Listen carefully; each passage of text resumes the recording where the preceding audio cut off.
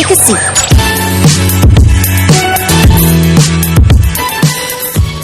It's a wonderful concept, and the execution so far, from what I've seen, has been very good too. Because, there's an old adage that if you give a man a fish, you feed him for a day, but then you're going to have to feed him for the rest of his life. But if you teach a man how to fish, then he will feed himself for the rest of his life. And that's what you all are trying to do, and it's a phenomenal concept.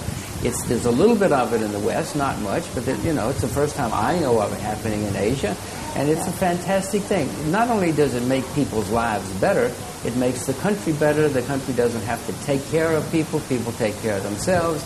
The assets and the efforts of the country are freed up to do other things. Whatever money I have given to education, I have learned not to give it to the professors and the buildings because then it doesn't quite get used in the right way. I give it to the students themselves to make sure that they do something with their lives. That's what I liked when I was a student.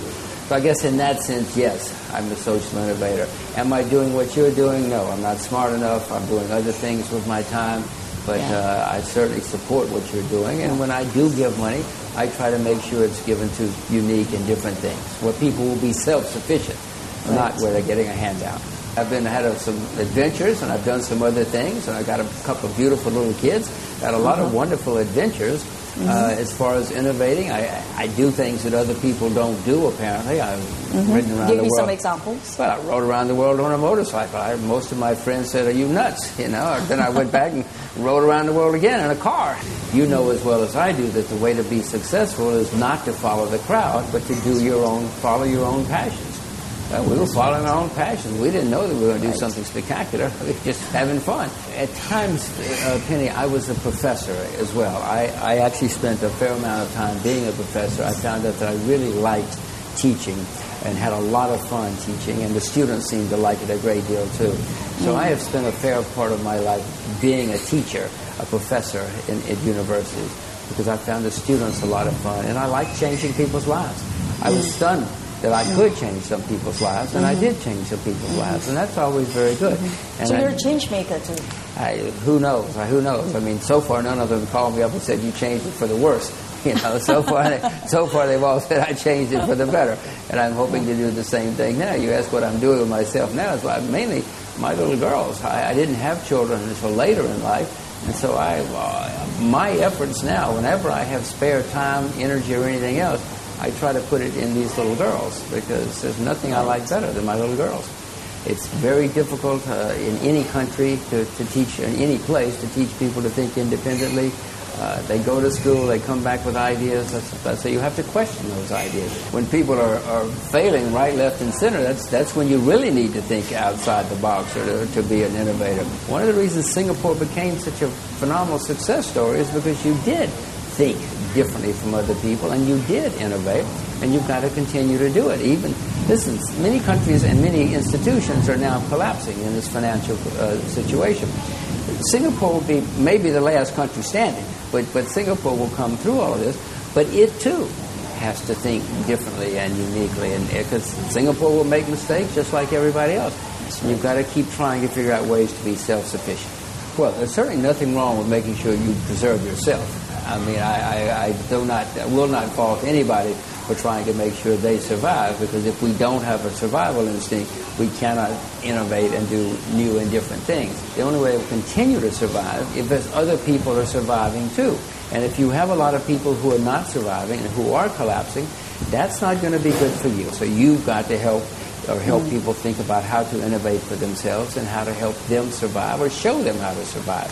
I'm not so much for helping people to survive as I am for teaching people or showing people how to survive.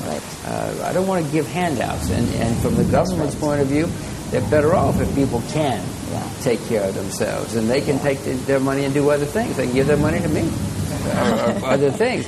The private sector, likewise. If the private sector doesn't have to worry about supporting a lot of people, then they too will be better off.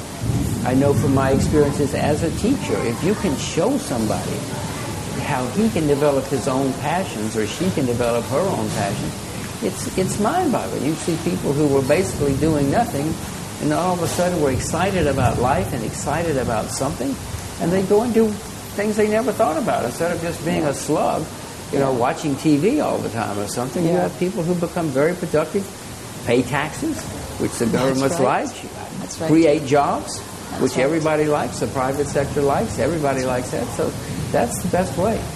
Well, I would like for it to see it expand everywhere because, right now there's a big attitude in many countries that the government has to take care of us or that or charity has to take care of us. Right. I don't like that approach at all. I like it better that we can take care of ourselves if given the chance.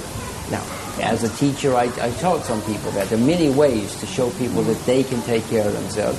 But that's the only way society is going to be exciting and vibrant.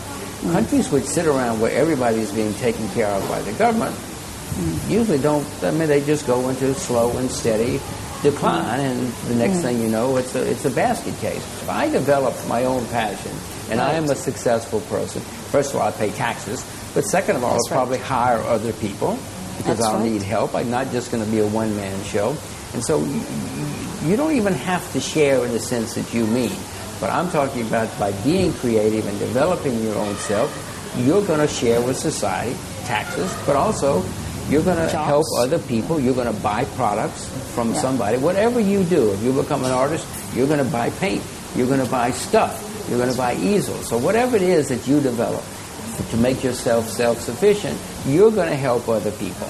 You may not go there and give them a check and say, this is a free lunch, but you're going to buy whatever you have to buy, and many times you will create jobs as well. The thing that affected me the most in my life was education. I came from a small town in the back rural area, in a very poor and rural state in the United States. Then I got yanked out of there and was sent to some very fancy universities, and that experience changed my life. So I am extremely keen on education as a way to change people's lives, if you will. Certainly changed mine.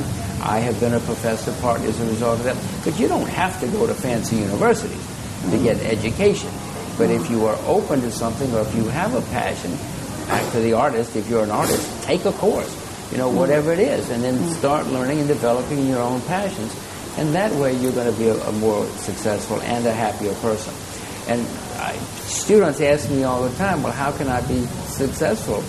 And what field should I go in? I said, how would I know? You have to figure out for yourself. If you love gardening, don't go to law school. You become a gardener, because someday you're going to be the gardener at Astana, and someday you're going to have a chain of garden shops all over Singapore, and someday you're going to have garden shops all over the world and be listed on the London Stock Exchange. I'm not a big name. I'm a simple person. I moved to Singapore because I wanted to live in Singapore. How would I like to be integrated and involved in SIP? Well, right now, as I said, my passions, when I have time, go to my daughters. I did not do this fatherhood thing until very late in life, and now I'm making up for lost time. So you won't find me terribly involved with anything except changing the lives of my little girls and spending all of my passions there. You hope you can teach children as well as adults. I had my first job when I was 5 years old. My little girl doesn't have a job, but we make her buy her own dolls now. We make her save her money. We pay her when she does, things right, or if she makes her bed or things. And she has to put the money in the bank, and then she has to buy her own dolls. I mean, I fervently believe in self-sufficiency and teaching people there is no free lunch. People are always telling young people, you've got to go to law school, you've got to go to business school, you've got to do X, Y, or Z. I don't want that. If they go to university, first of all, they say you've got to go to university. I'm not going to tell them they have to go to university. I hope they do, but I'm not going to tell them that if they don't want to. And if they go to university, people will tell them you've got to study accounting, or you've got to study, something. I'm going to tell them, no, sir. You study history of art if that's your passion. I don't care what you study.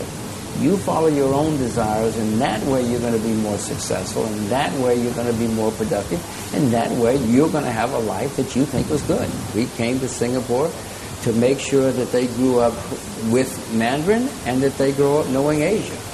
We could do that in New York to some extent, but not like we can do it in Singapore. I mean, some people in Singapore speak bad English, and some people speak bad Mandarin. So it's not all roses here. But at least these little girls, when they get into a taxi or get on the bus or something, they hear people speaking Mandarin. That would not happen in New York, and we want them to know Asia and to know what's happening in Asia. My word is to follow your passion. And don't think it cannot be done. I mean, many of the people who somehow or another have taken the wrong path or gotten in a rut wind up there because they just think it cannot be done. Or they think it's a foolish idea, or they think it's stupid, but it's not. I remember I once met a guy who was a garbage man, and he was sort of not very happy with his life, but the next thing you know, 15 years later, this guy had a chain of garbage operations all over the world. He was one of the richest people in America. So it can be done. Don't think it cannot be done, and that's part of the message that you have to give to the people whose lives you're changing, that it can be done. And we'll show you how to do it. We're not going to do it for you. We cannot do it for you. It cannot be done if we do it for you. You can do it, and you show them how to do it, and you're off and running.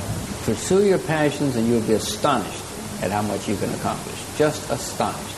And if people laugh at you because you've got a new idea or you think it's a wonderful passion, and they laugh at you, you're probably really on the right track. Take a seat.